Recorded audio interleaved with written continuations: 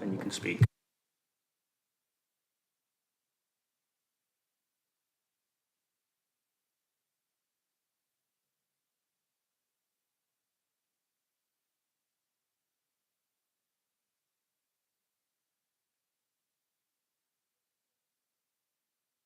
Switch it on, that's a good start. Good evening. Oh, I've gone fuzzy on there. Thanks everybody for attending this planning committee on the 12th of July. I'm Councillor June Molyneux, chair of the committee, and Alex Hilton is the vice chair. Please note this meeting is being streamed live on YouTube. If you're a member of the public who's registered to speak, you'll have a time limit of up to 3 minutes. The legal officer will operate a stopwatch and confirm when your time runs out. You should then finish, or if in the middle of making a point, wind up within a few seconds and finish speaking, otherwise your microphone definitely will be muted. For ease, a pack has been prepared which contains reports, plans, presentation slides for each item to ensure everyone can easily follow the agenda, which is available online. After officers have presented the report and speakers have made their representations, I'll invite members to make any comments. If you wish to speak, please raise your hand to indicate to me that you wish to speak, and when I invite you to speak, please turn on your microphone. Please turn it off when you've finished speaking. Please reference paragraph number and page number if you can to enable everybody to follow you on the agenda. With that, apologies.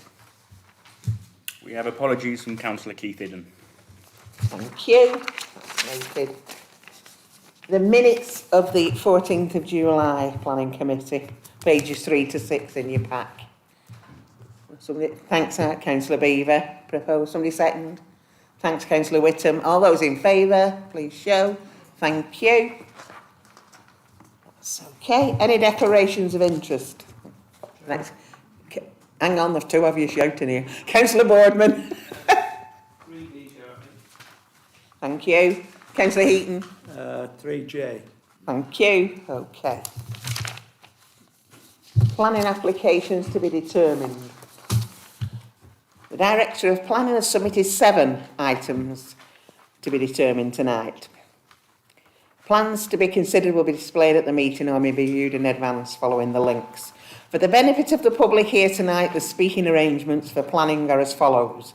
The officers will summarise the report and registered speakers will be invited to speak in the following order: objector, supporter, parish or town councillor, ward councillor, applicant or agent. All registered speakers will be allowed to speak for 3 minutes, apart from a ward councillor who may speak for up to 5 minutes. In the event all speakers are against an application, as chair, I will grant the applicant or representative a time extension.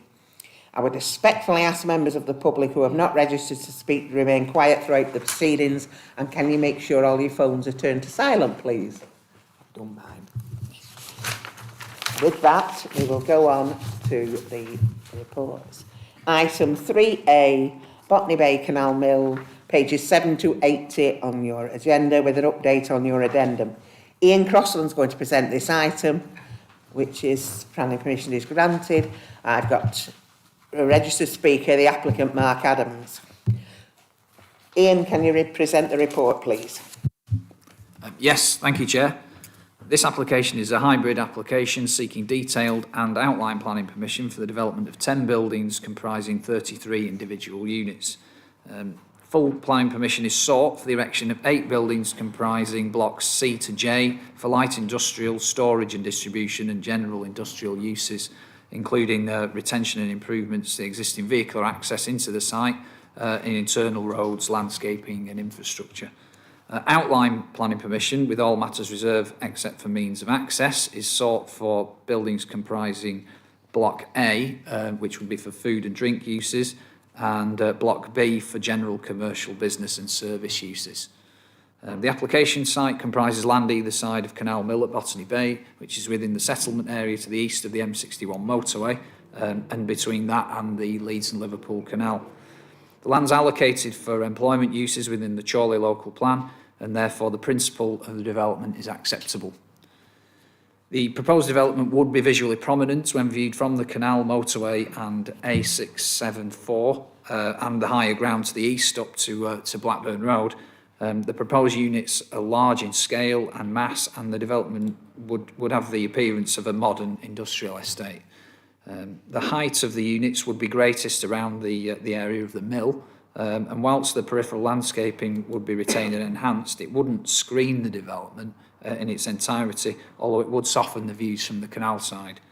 Overall, the appearance of the development would be appropriate for the planned use of the site and would be typical of a large-scale employment development of sub-regional significance, which is the local plan expectation for this site.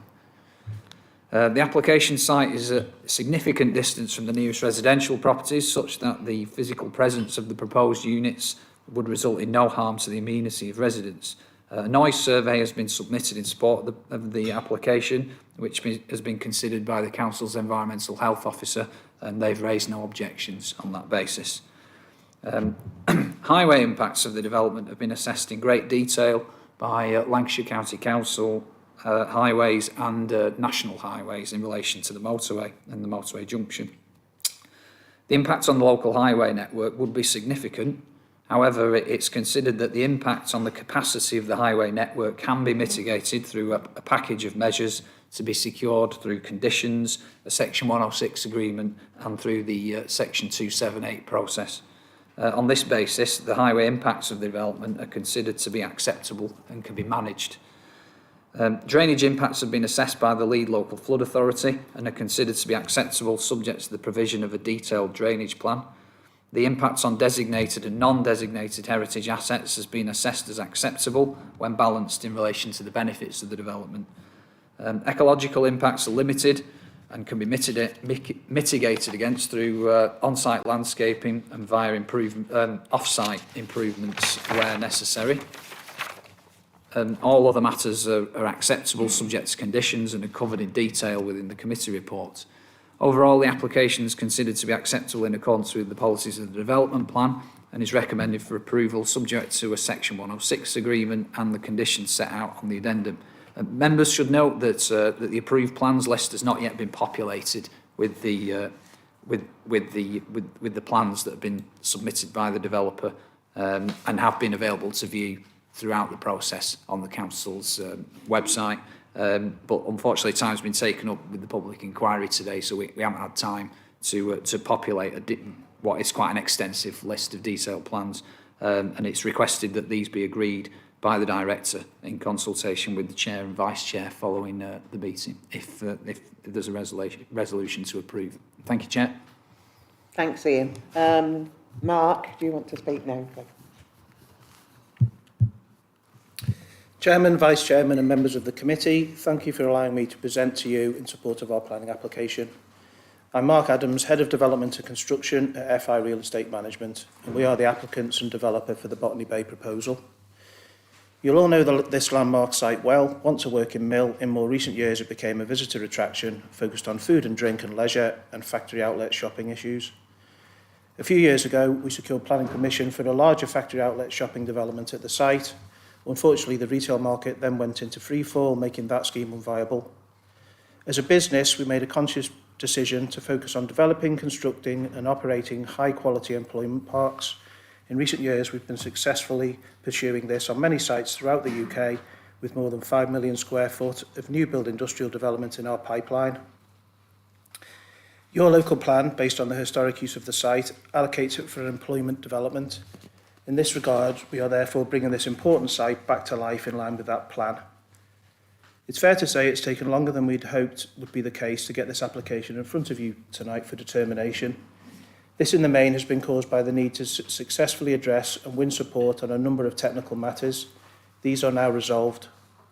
I would like to thank Ian for the assistance and professionalism as a case officer throughout this process. We're proposing to deliver a high-quality, sustainable green business park on this landmark site with many benefits, not least of which is a considerable number of new quality jobs and social value for local people.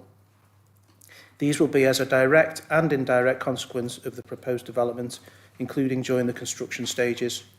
It will be a welcome boost for local people, the local economy and the local pound. Our FI group will develop, construct and run Botany Bay. It is a long-term investment and an extremely important site for our business. Should the application be supported as per the case officer's recommendation, which obviously we hope it will, It is our intention to progress works on construction stages as soon as practically possible, and we are geared to do that. You kindly supported the temporary use of the land for the storage of commercial vehicles through a temporary planning consent recently. This was most welcome and assisted an operational emergency at local business DAF Trucks in Leyland. This storage will be phased out to allow for development, although we're looking to transfer this operation elsewhere if possible. So to summarise and conclude, we are committed to the Botany Bay site and to develop it aligned with your local plan. This is reflected in the planning application before you tonight. We will deliver a high-quality, modern business park for which there is a great demand. The development results in a wide range of local economic benefits. It will assist in attracting additional investment to Chorley, deliver social value, and most importantly, will provide a large number of good quality jobs for local people. I hope you share my enthusiasm for this planning application and the scheme it seeks planning permission for. Thank you for your time this evening.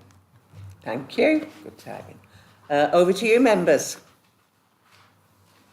Councillor Marwood, and then Councillor Sherwood. Thank you, Chair. Touch of deja vu, I think, as the applicant said, it's some time has been taken in bringing this to committee, and it's, I think, maybe the third form that we've looked at. It's been a mixture of housing and commercial. It's been mainly retail and commercial, and now we've got this sort of third change, which I actually think is the better of all of them, where we seem to have emphasised now a bit more on the industrial unit side along with the commercial and the retail. I think that applicant has recognised the change in people's shopping habits, and there's certainly a demand for industrial units in Chorley more and more. So I'm quite happy generally with the application. But with all the various applications that have come forward and we've given permission for, I'm hopeful that this one will actually go ahead. The highways issues have always been the most crucial element, and certainly the one which residents have looked at very closely and quite critically. So as it's made clear in paragraph 186, it's a fundamental element to satisfactorily deliver the development, the provision of the infrastructure and all the various elements that are required for that. So I'm glad that's highlighted, and even more, I thank the officers for the conditions. Condition 26, which I think is on the addendum, which outlines the various traffic mitigation schemes in great detail, and I commend it must have taken some time to put all that together. But I'm happy that that is laid out very clearly exactly what must happen before the buildings start going up, because without that traffic mitigation, the whole thing will be a total disaster, especially if it is as popular as I hope it will be, and I'm sure the applicant hopes it will be. So it's crucial that that is got right. So with those conditions, I'm happy to support the application. Thank you. Councillor Sherwood. Thank you,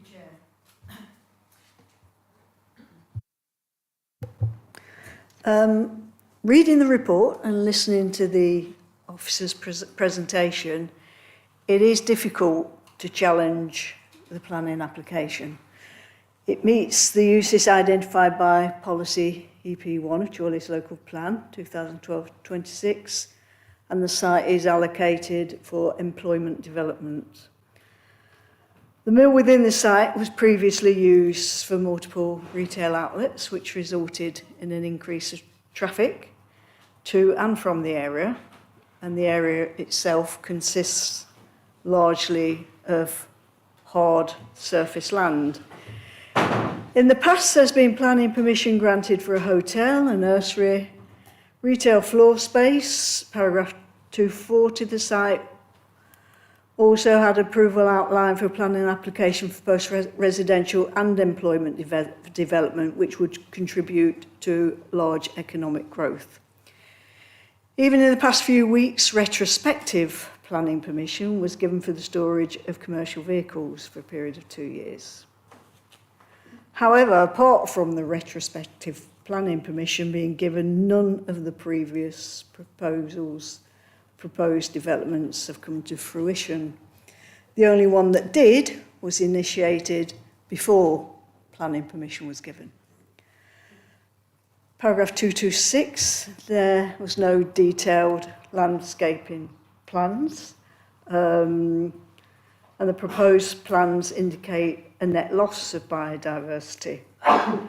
The council does seek to encourage diversity, and therefore this does need to be addressed. There's a great deal of wildlife along the canal, which forms a natural border between urban Chorley and a rather stupendous rural area. I noticed when I got here, trees are mentioned in the addendum, and there are some mentions to landscaping in there. And hopefully they will be planted to help with screening and the aesthetics. Again, to reiterate what Councillor Morwood said, paragraph 186, the developer must ensure the provision and development for the infrastructure. Thank you, Chair. Councillor Hilton. Thank you, Chair. As Councillor Morwood has already pointed out, this is going to be of huge economic benefit to Chorley, so I hope we have settled finally on what's actually going to be there. So I'm very much in support of this, and I'd like to move our second officer recommendations, and I'd like to thank the officers for a comprehensive report here. Thank you. Thanks, Councillor Hilton. I've got Councillor Beaver and Councillor Whittaker. Thank you, Chair. I'd just like reassurance that with the previous proposals about the widening of the M61, as was mentioned before, about all those structures, about the A6 and all those roads, they are definitely going to go ahead. Yeah, through you, Chair. There's no widening of the motorway proposed as part of this, of the mitigation measures. There's a wide-ranging package of measures around altering the main junctions that connect with the connecting roads that link to the motorway, around the signalling and the lining, but there's no road widening to the motorway proposed. Thank you, Chair. May I, Chair? Just that it says that there are no objections from highways, and yet highways say about the widening of the northbound slip road and the southbound slip road. That was a concern in the first, or the last proposal. I don't see how it's been changed in any way, shape or form.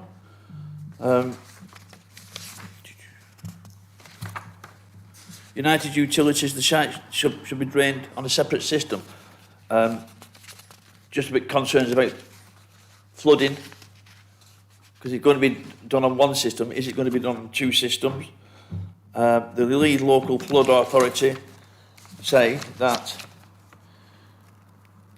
the British Geological Survey data indicated that the site is underlain with glacial till, and it suggests that the site is unsuitable for infiltration and SUDS features. Now, I don't understand what SUDS is, but when someone says that something's unsuitable, that's the bit I do understand. And they're a lot cleverer than me. And they say about overcoming the objections, that you can overcome their objections by submitting evidence of peat runoff. Now, of the 130-something documents, I've not read them all, but I've read quite a few of them. And then the Inland Water Association, they're saying that they would like to express their concern that the plans are not consistent with the Chorley local plan. And this is not me saying this is somebody else, which states that the area must be a positive contribution to the local environment, makes a positive use of the canal. And they claim it doesn't. And they want to say in these difficult times, the towpaths have been more used, and I was even on it this afternoon, and they're concerned that with the car parking going, that there'll be less chance for people to use the canal. With the hedge going, which on previous conversations with Botany Bay, they said, we need that hedge. That hedge needs to stay. Now, my understanding is the hedge is going to go. Am I wrong with that? Yeah, through you, Chair. No, the hedge is going to be retained, and it's proposed that it's enhanced with sort of bolstered with extra planting to thicken that hedge and that landscape interface with the canal. So some of those landscaping proposals were firmed up after we'd received the consultation response from the Canals and River Trust, clearly they want to retain a sort of a softer interface with the canal, and the landscaping scheme that's been proposed, there's a limited amount of land available next to the canal because of the nature of the scheme that's come forward. The site is allocated for a strategic employment site, so there's certain things you can do to mitigate that impact, and the landscaping scheme that we've got is to bolster that corridor of hedgerow alongside the canal and add to that. So that's the situation. Thank you, Chair. Councillor Whittaker. Thanks, Chair. I'm not as familiar with the site as colleagues are that have spoken, but I do know the junction. It is a serious junction, and I notice on the conditions there are no fewer than 51 conditions attached. They're all talking about before development commences, this should be agreed, that should be agreed. What I'm trying to establish, and what I'm asking the question is, if the officers could tell me, is it a requirement that the work involved in those conditions is completed before work commences? Because what I fear is that if they start doing it without the things, all the construction traffic, all the other stuff will be going on at that junction, which is extremely dangerous. Coming from the A6, it goes up right to the A6 junction as well. So I'd like the officers to tell me, is it a requirement, or what powers have the Highway Authority got to make sure that the work is done before commencement starts? Thanks, Chair. Ian. Yeah, thanks, Chair. So the triggers for delivering highway improvements and various other items that are required by condition depend on when they're required. So some of them would need to be delivered prior to commencement, others are prior to occupation. Most of the highway works are necessary to be carried out prior to the occupation of the buildings. They're all set out with appropriate triggers that would ensure that those works are carried out at the appropriate points in time, so that the highway network wasn't left without the capacity it requires to function effectively. Thanks, Chair. Just to follow up on that, I'm grateful, Ian, thanks for that. I understand that prior to the occupation, I understand all of that, but during the course of construction, while all this is going on, there'll be all sorts of vehicular movements and traffic movements going on and out of there. And that could take place during construction before, it could be 12 months before it's occupied, but all the issues involved about road safety will be relevant and need to be addressed. Yeah, that's a good point, Councillor. In relation to the construction traffic, there is a condition requiring a construction management plan, whereby the developer would need to sort of put forward the routes for delivering materials and the construction traffic, where they park on the site, the times around which they would arrive and leave. And the existing highway network is considered to be to have the capacity to manage the construction traffic, but what we're asking for is more detail around how the developer would manage that construction traffic, so that it doesn't cause a nuisance to residents, and so that it doesn't clog up the local highway network at peak times and that sort of thing. So there is a condition that will require further details around how the construction traffic will access the site. Thanks, Chair. Councillor Beaver again.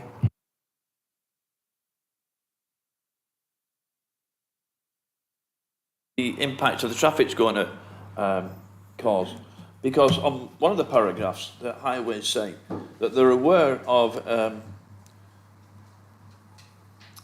consideration by Chorley Council to increase the number of residential houses. And I know the houses is not in this, but we're going to increase the houses that we've accepted by 45 dwellings, which then brings those houses to, on top of this, on that road, to 333.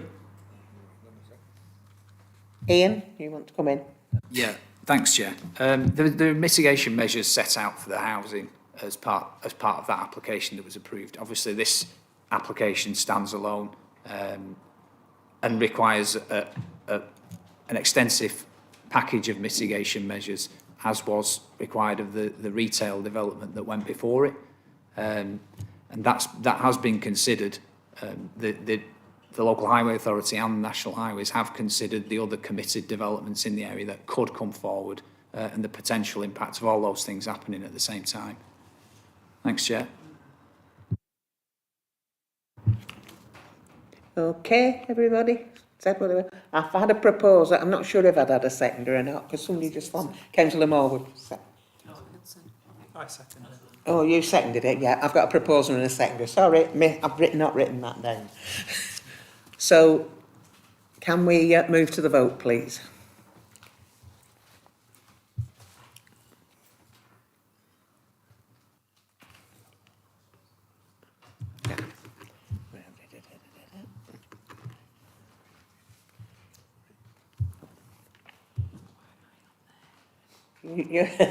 Adele Hayes won't vote because she's our planning officer. She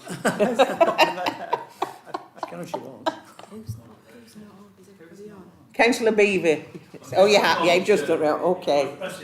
Yeah. Are all members of the committee listed? Sorry? Are all members of the committee listed? Everybody on there that should be, yeah? It's probably because Councillor Reardon is missing. Yes, that's what it is, yeah. It's all right, we've worked it out. Okay. You okay, do you want to? Thank you. It is resolved that planning permission is granted, subject to conditions and a Section 106 agreement to secure a public transport contribution, travel plan support contribution and for the enhancement of the pedestrian and cycle network.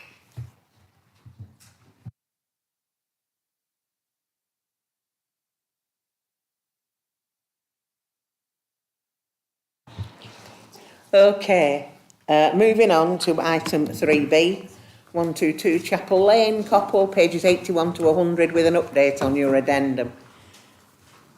If anybody's just come for the Botany, yeah, that's fine, you may go. Thank you. Ian's going to present this item, recommendation that planning permission is granted subject to conditions. I've, excuse me, two registered speakers, the objector Alex O'Donovan and the agent Rob Mackenzie. Ian, can you present the report, please? Yes, thank you, Chair. This application seeks full planning permission for the erection of 4 dwellings with access, parking, landscaping and associated works following the demolition of the existing dwelling and the outbuildings on the site. The application site comprises a bungalow and outbuildings on a sizeable plot at the corner of Chapel Lane and Lancaster Street in the settlement area of Coppull, where there's a presumption in favour of sustainable development as set out in the framework and the Chorley local plan. The site's in a sustainable location with good access to a range of amenities and public transports. In consideration of the site for redevelopment, it falls within the pattern of development in the locality with residential development on all sides. The proposed development would introduce 3 dwellings fronting Chapel Lane and 1 dwelling fronting Lancaster Street. This would respect the current street pattern in the area, and whilst the dwellings would be of a modern design, they would have a traditional form, and it's noted that there are a range of building types in the locality. The density of the development is reflective of the surroundings, and overall the proposal wouldn't be harmful to the character of the area. It's noted that the site slopes from Lancaster Street down towards Hurst Brook, and there are a number of dwellings at Hurst Brook that have rear elevations and gardens facing onto the site. The proposed dwelling at Plot 4 would be the nearest dwelling to those on Hurst Brook, and it has been designed in such a way and with a degree of separation such that there would be no unacceptably detrimental impacts on the occupiers of these dwellings. This is subject to appropriate boundary treatments, the details of which would be required by condition. There'd be no adverse ecological impacts from the development, whilst a detailed surface water drainage scheme would be required by condition. LCC Highways have confirmed that they have no objection and are of the opinion that the proposed development would not have a significant impact on the highway safety, capacity or amenity in the immediate vicinity of the site. Overall, the proposed development is considered to be in accordance with the policies of the development plan and is recommended for approval subject to the conditions set out in the addendum and subject to a Section 106 agreement. Thank you, Chair. Thanks, Ian. Alex, would you like to speak now, please? Good evening, Chair. Our objection is not to development, it is to the type, i.e. 4 number 5-bedroom houses in this plot. From the planning statement, the proposed properties would not appear overly dominant within the street scene due to undulating site levels in and around the area, with some existing properties being sited at a higher level. Given Chapel Lane is sloped, existing properties in the area are bound to be at a higher level. Other than Chapel Lane, the proposed houses will be higher than all houses on Lancaster Street, Goose Green and Horsebrook. Due to ground gradient, Horsebrook becomes overlooked by all 4 new dwellings. Again, from the planning statement, the proposed properties would not appear overly dominant in the street scene. A single bungalow being replaced with 4 3-storey detached houses surely makes this statement inaccurate, especially when considering a street such as Lancaster, where the majority of houses are either terraces or 3-bed semi-detached. Again, from the planning statement, Plot 1 will front Lancaster Street, maintaining the building line with number 56. This is evidently now not the case according to the current site plans, which will affect light and privacy. Given there are no dimensions on the plan, we cannot fully assess their impact to our property at 56 Lancaster Street. Again, from the planning statement, the proposal is to build detached houses which will be in keeping with properties in the surrounding area. It is envisaged the eaves height will be approximately 6 metres and the ridge height 9.1. Plot 1 is on Lancaster Street and adjoins 56 Lancaster Street. Eaves height on Lancaster Street is 4.9 metres and ridge approximately 6.6 metres. The difference in these heights is not insignificant.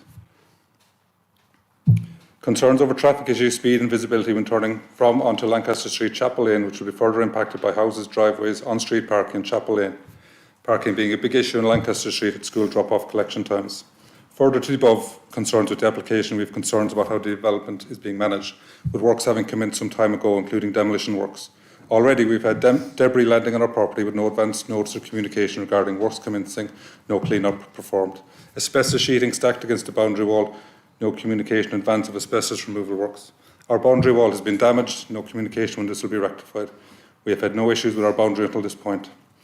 Builders' waste, including composite worktop type material being burned on site and site left looking a tip basically.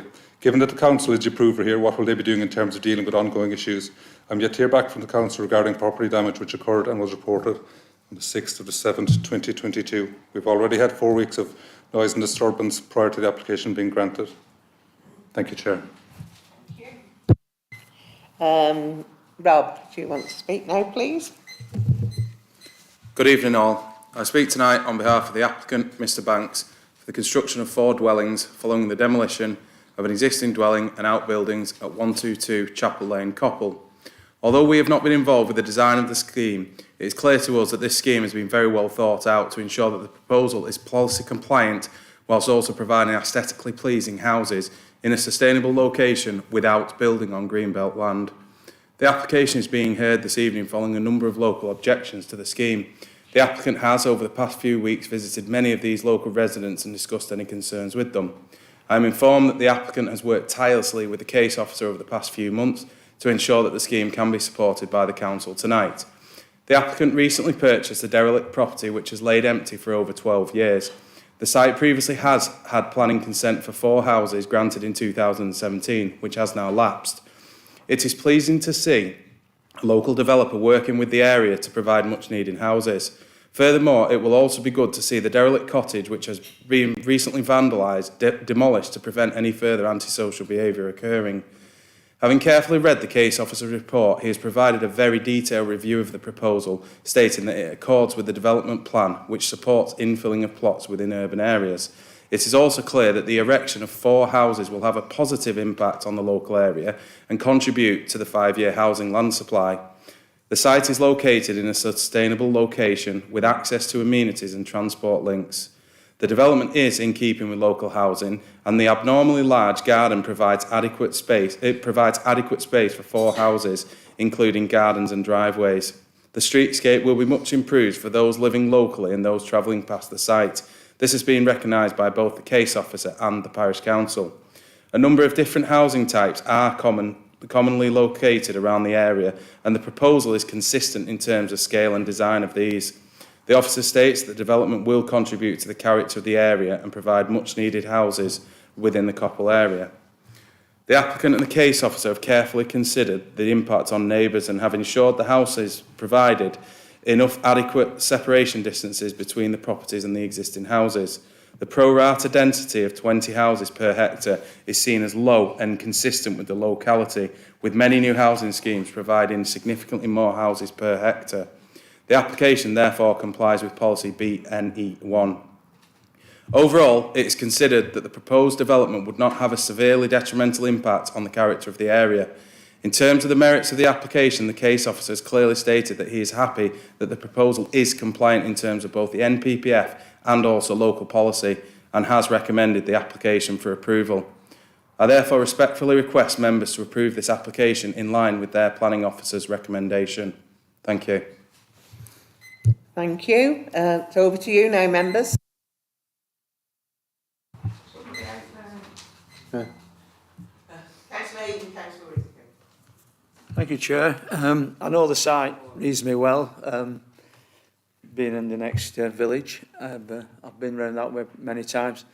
It is a big plot of land. And the officers have seen it acceptable to put the 4 dwellings on it, so I move approval.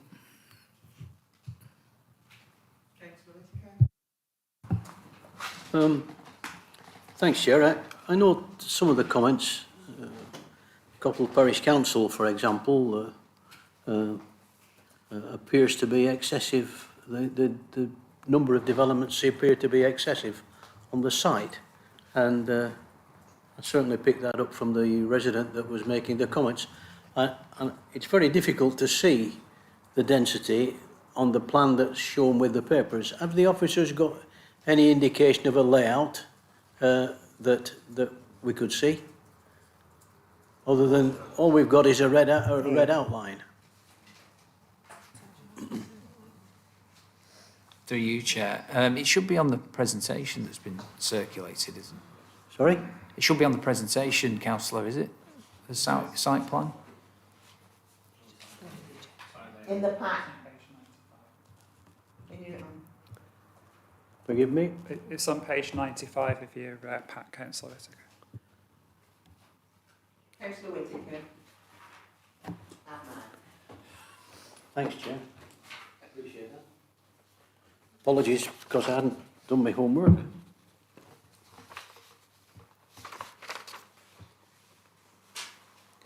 Plot 1, plot 2, plot 3,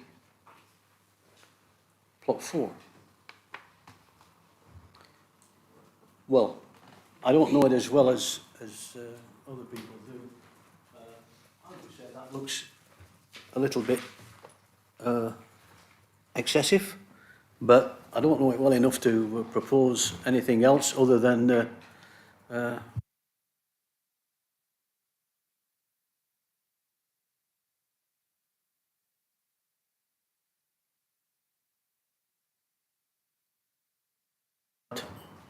I'll stop there. Councillor Boardman. Thank you, Chair. Yeah, having looked at the application, I disagree. I think it's a good use of the space. The issue we've got is if we don't maximise the potential plots that we've got available to us, then we won't get the density on the house, the density of the houses. Therefore, the developer might not make any money on it at all, and it wouldn't go ahead. So the officers have done their job. They've assessed it against our policy and against the distances between the existing dwellings and the proposed dwellings. And I think it meets our criteria quite well. The style of the housing is a traditional with a contemporary twist, which sits quite nice on that corner. And I think it'll be a positive addition to that street scene. So I'd second Councillor Heaton's comments and move the officer's recommendation. Thank you, Chair. I know this site quite well. It is an infill plot. Fully accept that. I know that the applicant's saying is consider the impact on neighbours. I think we need to consider the impact on 56 Lancaster Street, particularly the conservatory with the light being blocked from it. I do agree with the parish council that we're putting 3-storey houses here onto a plot of land that's already elevated, so I do think it could potentially be considered quite an imposing feature. As to in terms of reasons for refusal, there aren't actually any planning reasons to refuse this, so I'm not really sure on this one, but I just feel it possibly could have done with a little bit more sympathy towards the local residents, particularly on Hurstbrook. Thank you. Okay, anybody else, any more comments? Councillor Beaver.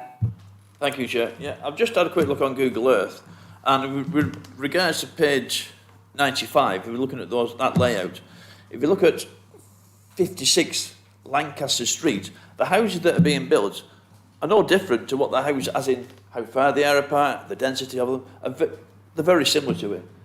I agree with the contemporary with the traditional slant. The one thing I was considering was the big, with the new development, with the height, whether you would be able to see any less of the junction as you approach from Lancaster Street. And I don't think you do, because between the hedge line and the trees, it might be a taller building, but you're not looking up there, you're looking at head height, and there is no loss of sight on that junction. Thank you, Chair. Okay. Anybody else wish to comment? I have a proposer and a seconder. So could we move to the vote, please?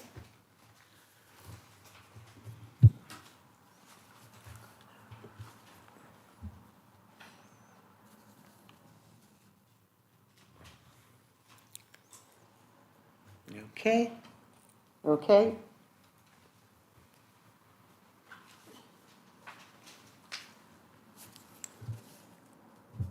So it's been resolved that the recommendation remains and that planning permission is granted subject to conditions and a Section 106 agreement put in place.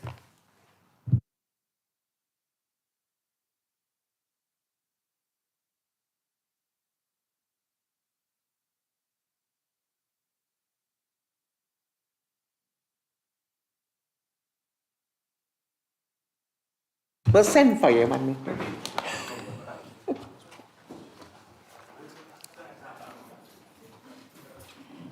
Item 3D, land west of One the Owls, Bluestone Lane, Mawdesley, pages 137 to 158 in your pack, with an update on your addendum. Ian's going to present this item. I have no registered speakers. Ian, over to you. Thanks, Chair. This application seeks outline planning permission for the erection of one detached dwelling, including details of access and layout. The application site's located in the green belt on Bluestone Lane in Mawdesley and comprises a grassed paddock area between the Owls and 3 residential properties to the west. The framework and local plan allow for limited infilling in villages. The application site is considered to form part of a functional area of the village of Mawdesley, and the site itself is a modest gap with buildings on either side and falls within a ribbon of development within a built-up frontage. The site is therefore considered to meet the definition of infill development that's set out in the local plan, and as such it's considered to be acceptable in principle.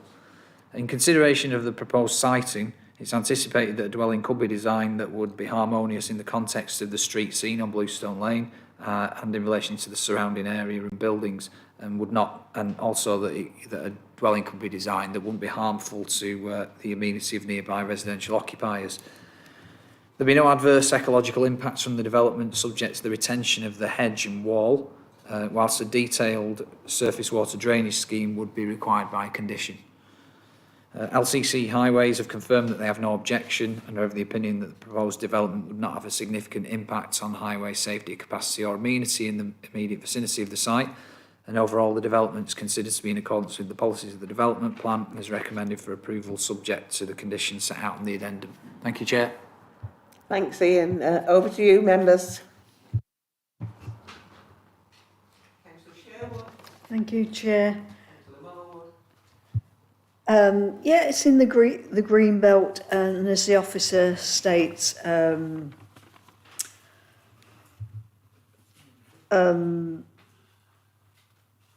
limited infilling in a village is permitted. Policy S7 of the local plan lays down certain stipulations and criteria that have to be met. That's paragraph 18, 19 and 20. And paragraph 21 suggests it does meet these criteria. So I would support this application. Thank you, Chair. Councillor Marwood, Councillor. Thank you, Chair. Yes, I know this area very well. I know that bend particularly well. You come round that bend and you come to a halt because there's always 2 cars parked just before you reach this plot of land. So it certainly works as a sort of a traffic calming measure, that's for sure. Yeah, in theory, it's permitted infill. It's a shame, really, but there are no planning objections that I can think of. I'm just looking at the detail, and certainly I'm hopeful that no parking is allowed outside on the actual road. Highways, of course, have no problem with it, but then they never do. Yes, I will support it, but I don't think I'm happy about it. Thank you. Councillor Whittaker. Thanks, Chair. I'm familiar with this area. First of all, I had a bit of difficulty locating the owls from the plan that went through, because I relate to Bluestone Lane further up the straight bit. But this is a very dangerous area. It is infill in accordance with the requirements, but it is quite a dangerous area on a double bend with a blind bend just going off Dark Lane to the left. So I think before we approve it, Chair, I would feel, and Councillor Moore would indicate that he might have some concerns about it. I would be much happier, Chair, if before we approved it, we could have a site visit and have a look at the situation to see just whether we think that it's appropriate. It's within the village inset of Mawdesley. Everybody agrees with that. I can understand that. But when it comes to road safety, I don't think we should do things without proper consideration, Chair. So I'd like to propose a site visit. Thank you.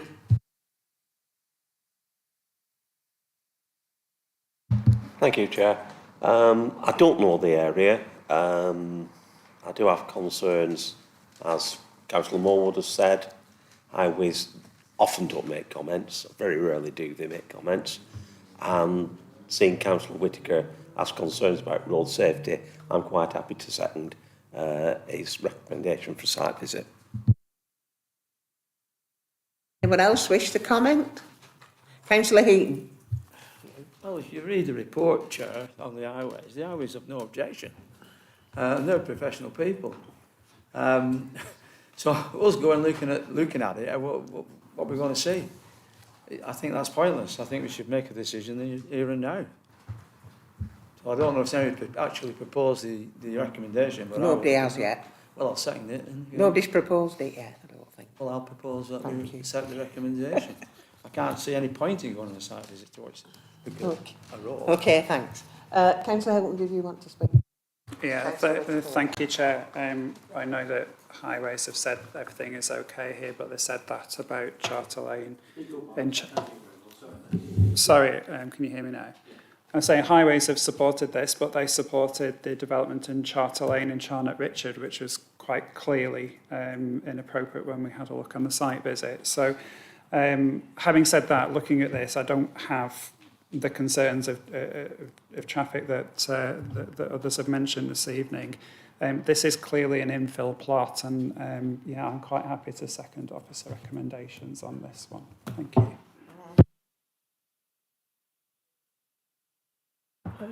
Just to respond to Councillor Heaton's issue, officers make recommendations, members decide. I don't have the blind faith that Councillor Heaton has in some of the officers at LCC when we make the recommendations. So that's why, whatever they do about it, I'd like to make sure that we do it safely. And that's why I proposed what I did. Thanks, Chair. Okay, thanks, Councillor. Anybody else wish to speak? Otherwise, I'll move to the vote. First, we'll vote on the amendment for a site visit. All those in favour of a site visit, please show.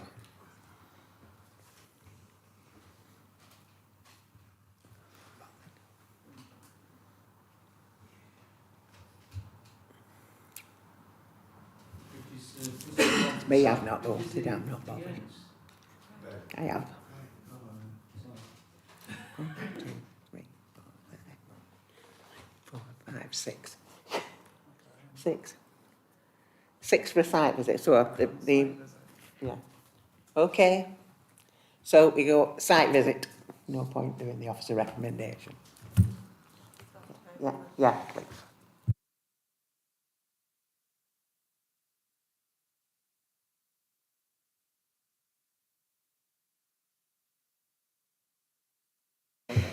So the vote's been cast and it's been decided that this will be deferred for a site visit and we're brought back to the next committee. Item E.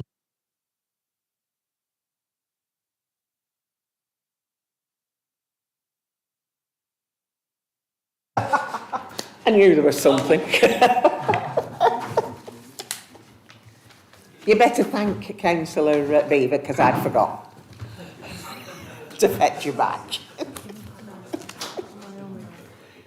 Oh, it's your turn now, isn't it?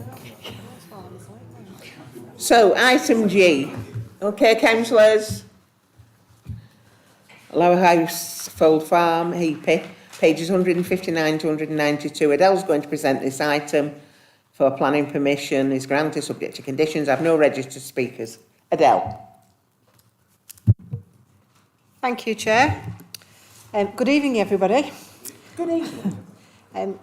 The application site is located within the Greenbelt on Trigg Lane, which is off Brinscall Mill Road, approximately 1.5 kilometres southeast of Euxton and 1.2 kilometres southwest of Brinscall.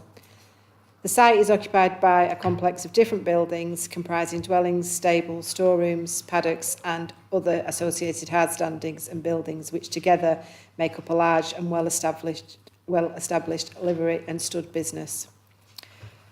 Full planning permission is sought for the demolition of 4 existing buildings, the part demolition of a 5th building and the erection of 3 detached dwellings.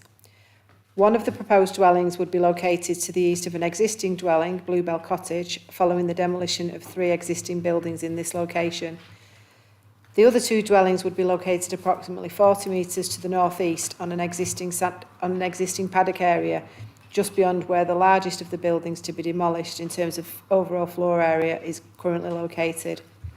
The 5th building, which is to be partially demolished, is located to the east of the site entrance. The scheme has been revised since its original submission in an attempt to improve the relationship with the adjacent listed building. The dwelling proposed to be located closest to the listed building is similar in design to that of the existing dwellings to the west, being 2-storey and of stone construction, with coins, slate roof and relatively small openings. The other 2 dwellings would be of the same materials but of a more contemporary form with a 2nd floor in the roof space. Forward projecting gable and balconies to the rear. No neighbour representations have been received in relation to the proposal and no objections have been raised by technical consultees, with the Council's ecological advisors, Waste and Contaminated Land Officer and United Utilities having recommended conditions and informatives to be attached to any grant of planning permission. Members will be aware that there is an exemption in the framework relating to the redevelopment of previously developed land from being considered inappropriate development in the Greenbelt. This is on the basis that the proposal does not result in a greater impact upon the openness than the existing development. The Council typically allows for a 30% uplift in the volume of built form. In this instance, the proposal would increase the volume of built development by 26%, but would reduce the floor area of developed land by over 50%. It is considered, therefore, that the spatial impact of the proposed development would be similar to that of the existing development on site. The visual impact would also be improved due to a reduction in the overall massing of the buildings at the site, and the sense of openness would be enhanced, including the scope for soft landscaping. As such, the impact on openness when considering the site as a whole would be no greater than the existing building. It is therefore considered that the proposed development would not have a greater impact on the openness of the Greenbelt than the existing development, and as such would not represent inappropriate development in the Greenbelt. It is considered that the proposal would, however, give rise to some low-level harm to the contribution made by the setting on the significance of the adjacent listed building. However, the benefits of the proposal in providing additional housing and improving the visual appearance of the site outweigh this low-level harm. Other issues noted in the committee report can adequately be controlled by planning conditions, and the proposal is there recommended for approval. Thank you, Chair. Thanks, Adele. Over to you, members.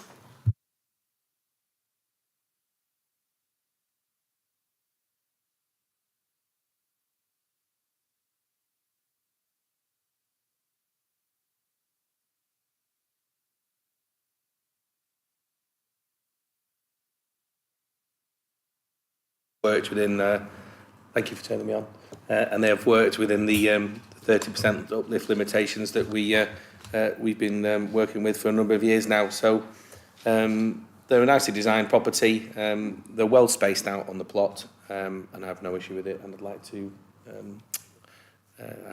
move the officer's recommendation, please. Councillor France. Thank you, Chair. This is an area I know quite well and walk it quite regularly. My concern is, and I know it's a private road from Rosebud Cottages, which is about probably 200 metres in, which eventually myself and County Council State managed to prove was adopted. This road is bad. Suffice to say, County Councillor Snape gives me the leaflets doing my four-wheel drive that it's not passable. It's a private road. I don't think this development will create any more traffic because this has been a stable block with frequent movements up and down. I know some cars have been damaged, but it is a private road. But I just have concerns. It's in some places it's a single track, and in some places it's blind. There are concerns, and of course we did just turn down quite recently an application on almost across the road for 5 properties. So, you know, I do have some concerns, although I appreciate that, as I said, there probably wouldn't be any more traffic than the stable block creates. Anyone else wish to comment? I've got a proposal, but I've noticed would somebody second, please. I'll second it. Thanks, Councillor. Anyone else wish to speak? Not, I'll move to the vote. Okay.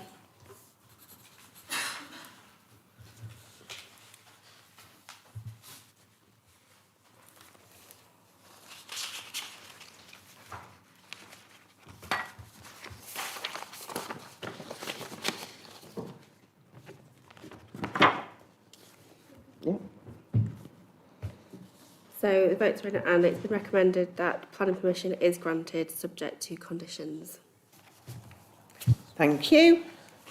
Moving on to 3H, Strawberry Fields Digital Hub, Euxton Lane, pages 193 to 220.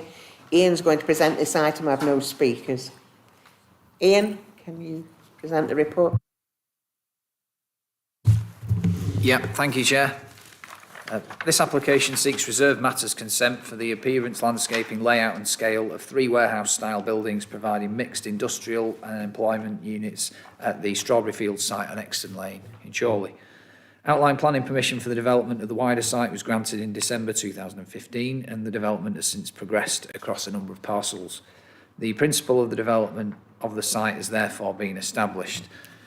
The proposed development will be prominent when viewed from Euxton Lane and would have the appearance of a modern industrial estate. The height of the units would increase through the site away from Euxton Lane and the units will be set back from the highway, whilst peripheral landscaping will be retained and enhanced to the west. Overall, the appearance of the development will be appropriate for the planned use of the site. There's an adequate degree of separation between the proposed units and the nearest existing dwellings, whilst there is a residential development under construction in closer proximity to the site on the Strawberry Fields development itself. Although large, it's not considered that the physical presence of the buildings would result in any undue impact on the amenity of the nearest dwellings or those that are under development. It's also considered that the noise impacts generated from the site would be adequately mitigated, subject to the inclusion of a condition requiring further noise assessments prior to the occupation of any of the units for a general industrial use. The highway impacts of the development have been assessed by LCC Highways and are considered to be acceptable with the access being taken from the existing spine road within the development site itself and not directly from Euxton Lane. Overall, the application is considered to be acceptable in accordance with the policies of the development plan and is recommended for approval subject to conditions. Thanks, Chair. Thanks, Ian. Over to you, members. Councillor G, Councillor Marwood. Happy to move it, Chair. Thank you. Councillor Marwood. Yeah, there's a great demand now for these units, so I'm happy to second. Thank you. Councillor Boardman. Thank you, Madam Chair. Yeah, just a couple of comments. Yeah, we knew it was coming forward as part of light industrial and commercial use.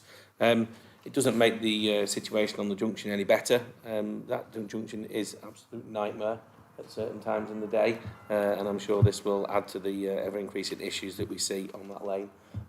Not a great deal we can do about it now, because we've got what we've got, and we have a number of houses to come, so it will get even busier.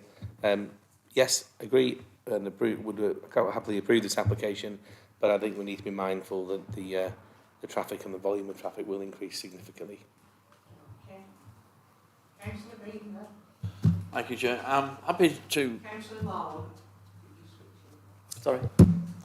Happy to go along with this. Just that, as Councillor Boyd mentioned about that junction, I come down there very, very regular, and the amount of times the lights are on red coming down past the hospital, and there's nothing sat on the road, let alone coming out from that junction.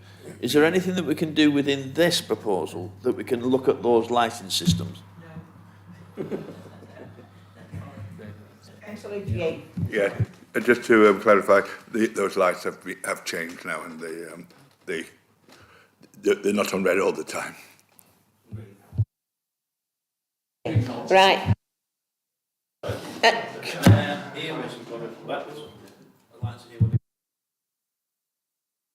Through you, Chair.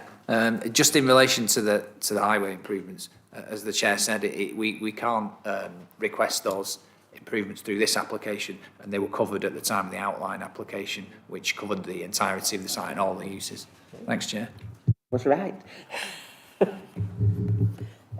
Just picking up on that, but I am happy to raise it with LCC to, if they can just have a look at the sequencing again.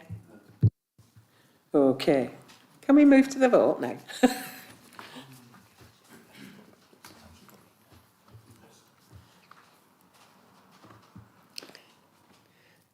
There you go. Yep.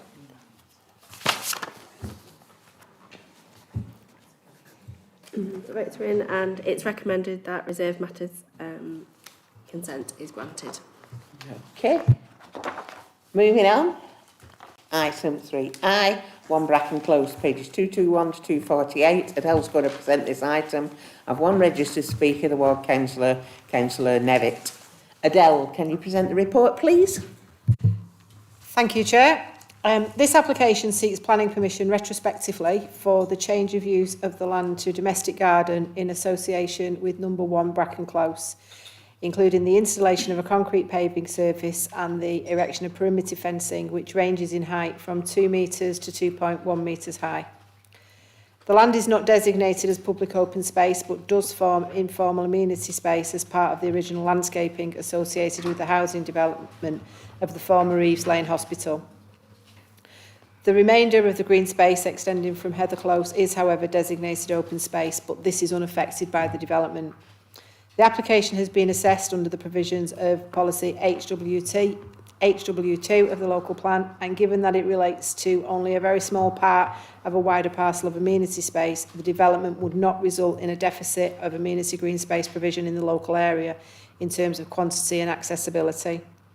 Given the scale of the development and its location to the edge means that the wider parcel of amenity green space still continues to function in positive terms to the frontage of Eves Lane and still makes a significant contribution to the character of the area in visual terms. It is not considered that the development adversely impacts upon the character and appearance of the area, nor does it impact on residential amenity afforded to neighbouring properties. The application is therefore recommended for approval subject to conditions detailed in the report. Thank you. Thanks, Adele. Councillor Nevitt. Yeah, thanks, Chair, councillors. I'll endeavour to be brief. Basically, I'd encourage the committee to accept the recommendations outlined in the report, and I'd like to thank our planning officers for such a thorough report, and also the attached conditions. As Adele laid out there, this area is not part of the designated open space within Chorley local plan, addressing one of the single representation that's included in your report, which is a complaint about setting precedent. In this case, that just doesn't apply because, as page 221 clearly states, this particular area is not within the local plan, and therefore we don't need to worry about setting a precedent for infringing on open spaces in the future. As Adele rightly pointed out, this retrospective application is compliant with policy HW2 of the Chorley local plan. Point 19 in your report, also to address, there is a substantial distance from Bracken Close to the highway junction, and therefore there's no detrimental impact on highway safety and no detrimental impact on visibility out of that junction. I think the pictures on pages 236 and 237 indicate that the current open space there actually extends further out onto the highway than the boundary fence does. Further as well, I think one of the benefits we get with the retrospective application is we know exactly the impact this has on the neighbouring area.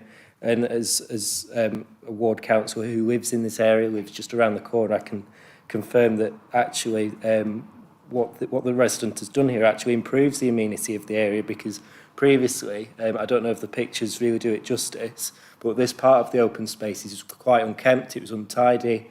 What we've got now is a clear boundary between one Bracken Close and that open space, and that open space was previously not maintained as landscaping, so therefore this application is also BNE1 compliant. So lastly, hopefully this committee won't penalise members of the public who don't understand the ins and outs of planning policies. That's our job, not theirs, but hopefully I'd like this committee to approve a suitable, sustainable development which is also compliant with our local plan. Thank you. Thank you. Over to you, members. Councillor Sherwood, Councillor France, Councillor Boardman. Thank you, Chair. Yeah, I know the area very well and I support everything that Councillor Never has just said. Thank you, Chair. Thank you. Councillor France. Seconded. I know no one's moved it for officer's recommendation, so I'll move it. And then I think we've got a second there. That's a second. But just a comment. One objection. The objections comments were unfounded. What's he doing at committee?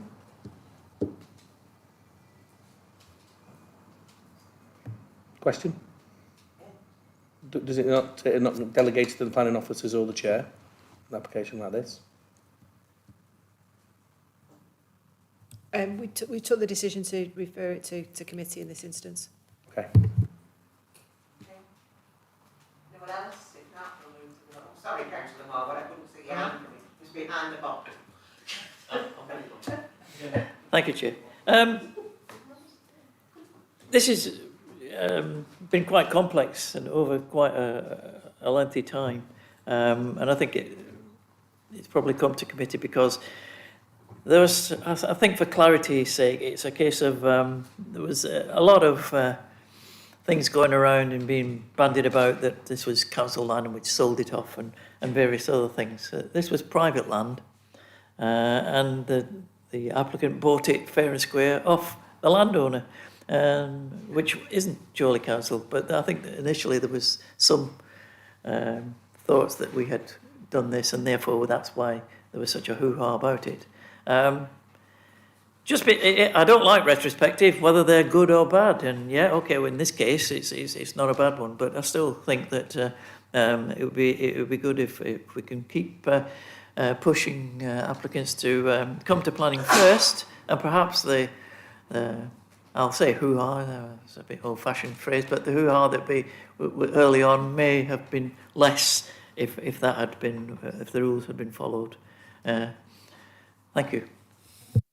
Thank you. Anybody else? If not, I'll move to the vote. Okay.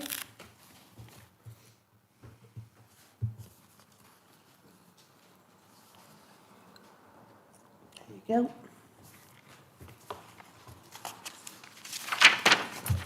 So this item is it is recommended that planning permission is granted for the retrospective development subject to conditions. Okay. Yeah. Good evening. I know he'll not come back.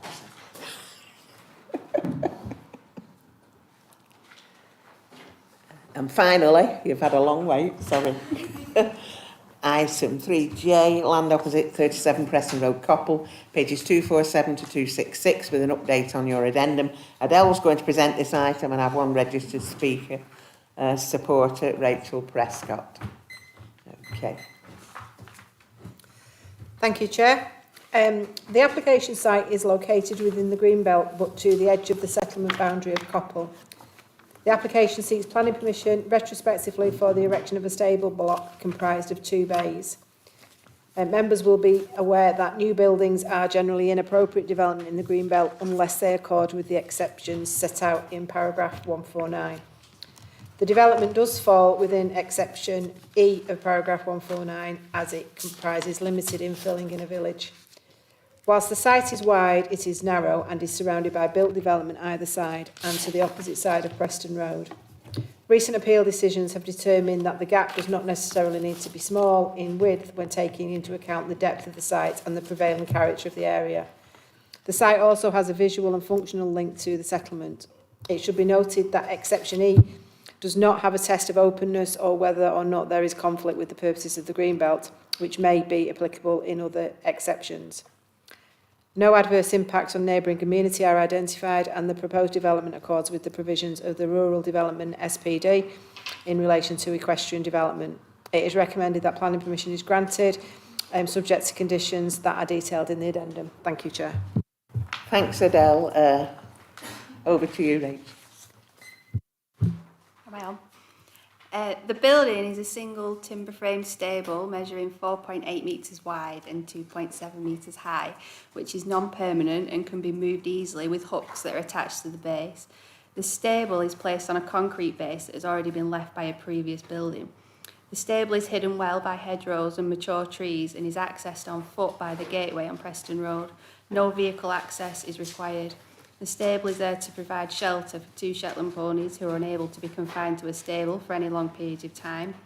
One of the ponies suffers from health issues which requires them to need constant access to a field. The impact which they have on the land is minimal. There is no requirement for any lighting or electricity, and rainwater is collected by a barrel and used as the ponies' drinking water. As they are Shetland ponies, they are not ridden and don't need anything other than a shelter and space to graze. If at any stage the ponies were to be removed, the land would be able to be restored to its original state immediately. The stable causes no harm to the character and quality of the surrounding countryside. The application has received no objections and it has had 3 written letters of support from surrounding neighbours who have all said that they have no problem with the stable being there and that they are happy to see the land being used and that they take pleasure in watching the ponies. That's it. Thank you. Thank you. And over to you, members. Councillor Hilton. Thank you, Chair. I'm fully in support of this application. It is an infill into the green belt, as has been proven by previous cases to appeal recently. I think it's a lovely application, giving these ponies the home that they require. I don't think it has any measurable impact on the green belt, and I know that it's popular in the local area, seeing the ponies in the field, so I'm 100% behind this and I'd like to propose officer recommendations. Thank you.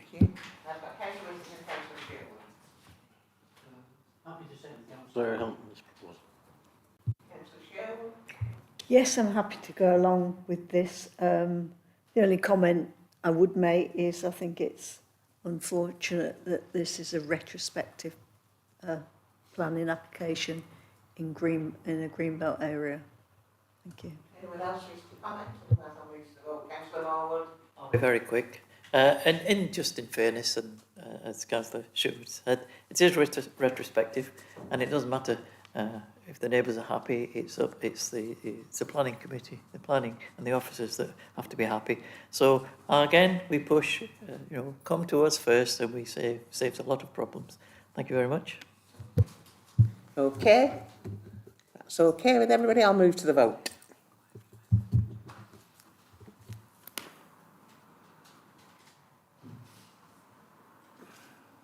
Councillor Heaton's not here. He declared an interest. Okay, yeah. So the recommendation remains that planning permission is granted for the retrospective development, subject to conditions. Okay, and I have no urgent items, so the meeting is closed. Thank you for your attendance. Have a safe journey home. I bet me